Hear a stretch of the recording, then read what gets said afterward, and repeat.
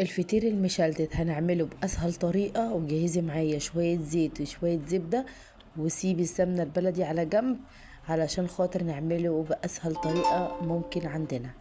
أول حاجة هنبتدي بيها إن احنا هنحط كوباية من المية عليهم معلقة من السكر وشوية من الملح، يعني نص معلقة صغيرة من الملح. هنبتدي نديها تقليبة، وبعد كده هنجهز جنبنا كوباية من المية ناخد نصها ونسيب النص تاني لو احتاجناه.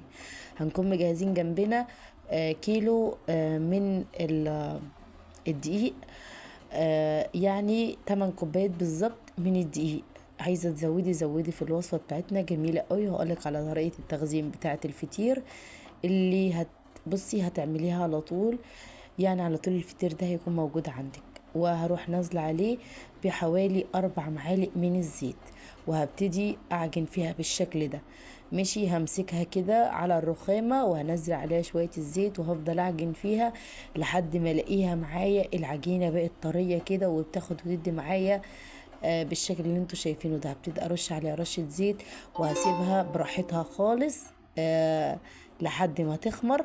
هي مش تخمر، احنا هنسيبها لحد ما ترتاح، عشان احنا مش حاطين ولا بيكنج باودر ولا حاطين عليها خميرة. شايفين العجينة بقت لينة ازاي معايا؟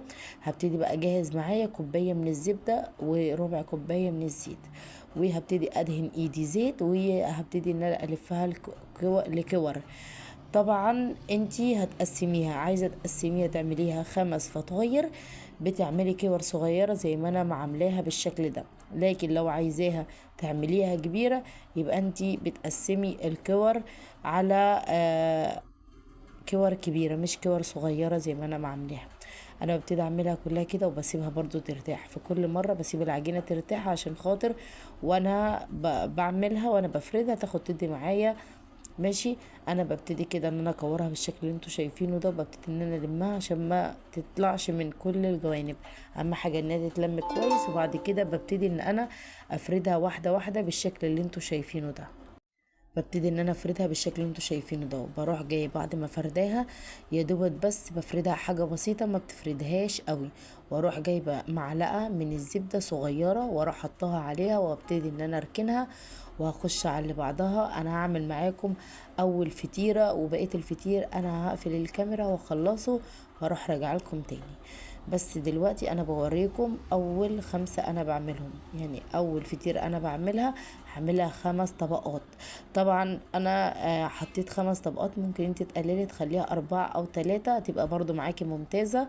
بس انا عملتها بالخمسة طلعت معايا تحفة الصراحة، وطلعت مورقة معايا زي ما انتوا شفتوا في اول الفيديو.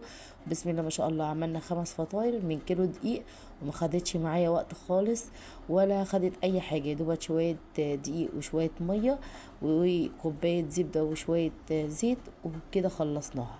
زي ما انتوا شايفين كمان لو عايزين اعمل لكم الفطير بالزيت فقط، اكتبوا لي في التعليقات وانا من عينيا الاتنين هعملها لكم. انا ببتدي ان انا افردها بالشكل ده، وبروح نازله عليها بمعلقه من الزبده وبفردها وبركنها. انا بعملهم ال5. لو عندك المكان كبير شيلي ال5 رصيهم جنب بعض كده، او ال4 لحد ما تخلصي ال5 بتاعتهم. لكن المكان عشان كبير عندي فانا بعملهم كده بالشكل اللي انتوا شايفينه قدام جنب بعض كده. ماشي، انا بفرد الدايرات تكون قد بعضها. ماشي، اهم حاجة ان هي ما تتخرمش منك نهائي. الاخيرة دي اتخرمت مني عادي، بس ممكن تحطيها تحت او تحطيها في النص، بس ما تحطيهاش على الوش. ماشي، علشان وهي بتتعمل في الفرن لو اتخرمت منك اعرفي ان الفطير مش هيقب معاكي خالص. انا حطيتها اول واحدة اللي هي اتخرمت حاجة بسيطة، بس انا عرفت اعملها. وبعد كده ببتدي ان انا احط الفطاير على بعض وبدقهم حاجة بسيطة بس كده، واروح جاي بالشكل اللي انتوا شايفينه كده. خلاص حطيت ال5 فطاير على بعض، وببتدي ان انا افردها بالشكل ده. ماشي، بفضل افردها معايا، ممكن تفردها بايدك او تفرديها بالنشابة لو عايزة تخلصي بسرعة. بس انا بايدي لقيت نفسي فعلا ان انا بخلص بسرعة بايدي، وبرضو النشابة حلوة ما قلتش لا. ببتدي ان انا افردها زي ما انا عايزاها بالشكل ده. وركزوا بقى في الحته اللي انا هعملها دي علشان خاطر الحته دي اللي هتظبط معاكي الفطير. انا ببتدي ان انا اقلبها على الجنب التاني. ماشي، اللي هو يعني انا عملتها على الجنب اللي هو القصير، ببتدي ان انا اخليها اللي هي جوه وافردها بالشكل ده. بجيب الجنب اليمين وبعد كده الجنب اللي على الشمال وبعد كده الجنب اللي في الوش والجنب اللي على اليمين، وببتدي ادهن الصينيه معايا زبده او ممكن تدهنيها زيت عادي، وببتدي ان انا افرد فيها الفطير. يعني ما خدش معايا وقت وكان جاهز معايا. وطبعا بسيب العجينه، لو انت وراكي شويه مواعين خلصيهم تكون العجينه ارتاحت. يعني العجينه بتاعت الفطير بتحب ان هي تاخد راحتها خالص، ماشي. ممكن تسيبها ربع ساعه ونص ساعه او اكتر لو انت مثلا هتعملي حاجه وترجعي لها تاني. انا ببتدي ان انا افردها على قد الصينيه، ماشي. انا مش عايزاها ولا تخينه ولا رفيعه، عايزه السمك بتاعها يكون مظبوط. خلاص كده انا خلصت اول واحده، هجهزهم بقى كلهم وارجع لكم. خلاص كده بعد ما ارجع لكم، بعد ما رجعت لكم معلش، شايفين 5 صواني بسم الله ما شاء الله. بحطها بقى على درجة حرارة 150 من تحت فقط علشان الفرن بيكون عندي عالي. وفي اخر 3 دقايق بروح مشغلة الفرن من فوق لمدة دقيقتين 3 وبروح طافية عليها.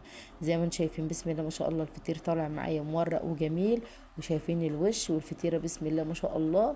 يعني 3 أنفار أو 4 أنفار ياكلوا فيها ما شاء الله مشبعة.